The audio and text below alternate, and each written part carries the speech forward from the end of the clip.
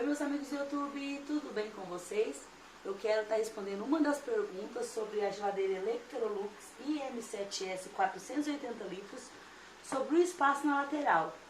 Tem umas pessoas que têm dúvidas sobre o espaço que ela vai tomar caso ela for abrir, ó, próximo a uma lateral, simulando que esse cabo de vassoura aqui seja uma parede, ó, ela vai conseguir abrir apenas isso. Olha aqui, olha o espaço. Vocês viram que não abre quase nada, né?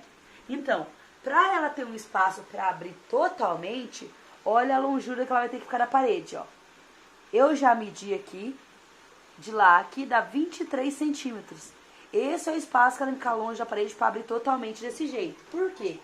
Porque se vocês não abrir totalmente a geladeira, vocês não vão conseguir abrir esse gavetão totalmente. Porque se a porta abrir menos que isso, vocês não vão ter acesso ao gavetão. Por isso ela precisa ter 23 centímetros longe da parede. Então, eu quero falar mais algumas coisas para vocês sobre os espaços da geladeira. Tem pessoas que têm dúvida também. Gente, ela é uma geladeira muito espaçosa. Ela é tão espaçosa que eu até enchi com esses nichos aqui, ó, para pôr refri, aí o porta-ovos aqui é para pôr salada, né, que eu já guardo lavada, gostei. E olha o espaço que ainda sobra, ó. Olha onde a jarra tá lá, olha o espação. Ela realmente é bem alta, as prateleiras são bem grandes, eu gostei muito. Ela tem 75 centímetros de profundidade, é uma geladeira profunda, gente, muito boa.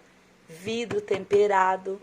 Aqui também essas prateleiras são muito boas, inclusive eu pedi mais uma dessa para me pôr aqui e vou mudar essa para cá, porque ela acompanha de um lado 4 prateleiras, como vocês estão vendo, né, nichozinhos assim.